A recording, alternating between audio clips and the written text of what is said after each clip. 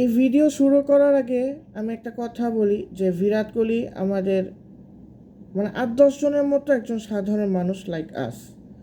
এবং 2008 সালে সে under-19 winning world cup captain ছিল এবং তার ক্যারিয়ারটা শুরু হয়েছে খুবই সাদামাটাভাবে। তখন আমরা বুঝতে পারিনি he will be the best cricketer of our generation, best batsman of our generation. So Virat Kohli যখন তার ক্যারিয়ার শুরু করে আন্ডার-19 পর, তখন ঠিক 1 বছর পর তার প্রথম সেঞ্চুরি হয় এবং তাকে প্লেয়ার অফ দ্য ম্যাচ জোর করে দেওয়া হয় গৌতম গম্ভীরের থেকে।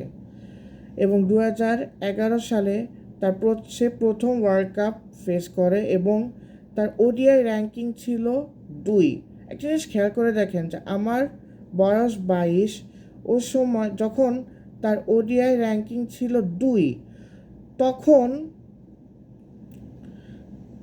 তার বয়স ছিল 22 এবং সে অল্প সময়ের মধ্যে সে তার নাম কতটা শাইন করেছে। এবং করোনার আগ পর্যন্ত ওই ওয়ার্ল্ড কাপে কিন্তু তার একটা সেঞ্চুরিরও রেকর্ড আছে, তার একটা 100 স্কোরের রেকর্ড আছে। তো করোনার আগ পর্যন্ত সে নিজেকে একটা অন্য পর্যায়ে নিয়ে দাঁড়িয়েছে এবং ওয়ার্ল্ডের প্রত্যেকটা বেস্ট ব্যাটসম্যানের সাথে কম্পিট করেছে। এখন করোনার পর হয়তো সে নিজেকে হারিয়ে ফেলেছে। অনেকে বলে 70-এর পর আটকে গিয়েছে, অনেকে হয়তো বলছে, ফ্যান্সের কথাই বলছি, ফ্যান্স মিডিয়ার কথাই বলছি, যে বিরাট কোহলি রিটায়ারমেন্ট নিয়ে চিট, ওর হয়তো আর কোনো যে ফর্ম আসবে না, হ্যান ত্যান and many more things. So team management কিন্তু ঠিকই ভরসা করেছে, because he has done a lot for India cricket team as a batsman, as an athlete, as a fielder, as a captain. এবং তার ক্যাপ্টেন্সি রেকর্ডও খারাপ না। হ্যাঁ, ক্যাপ্টেন হয়তো টিমকে কোনো মেজর ট্রফি জেতাতে পারেনি, বাট সে কিন্তু ক্যাপ্টেন হয়ে টিমটাকে ব্যালেন্সড রেখেছে। সে এবং মজার বিষয় হলো ওই সময় যখন তার বিয়ে হয়েছে, হ্যাঁ, যখন তার সাকসেসফুল ম্যারেজ হয়েছে, তখন কিন্তু সে ক্যাপ্টেনও ছিল। সো একটা ক্যাপ্টেনের বিয়ে, যখন একটা ক্যাপ্টেনের বিয়ে, ইটস সে নিজেকে একটা অন্য পর্যায়ে নিয়ে গেছিল।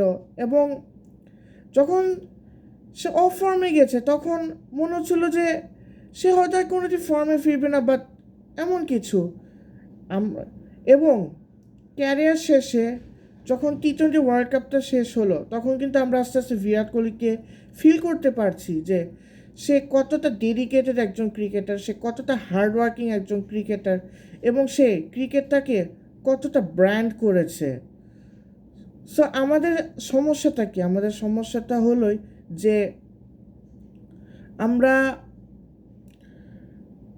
প্রোগ্রেস না দেখে আউটপুটটা দেখতে চাই। আজকে একটা জিনিস খেয়াল করে দেখেন, বিরাট কোহলি ওয়ার্ল্ডে আমাদের জেনারেশনের বেস্ট ব্যাটসম্যান, বেস্ট স্পোর্টসম্যান।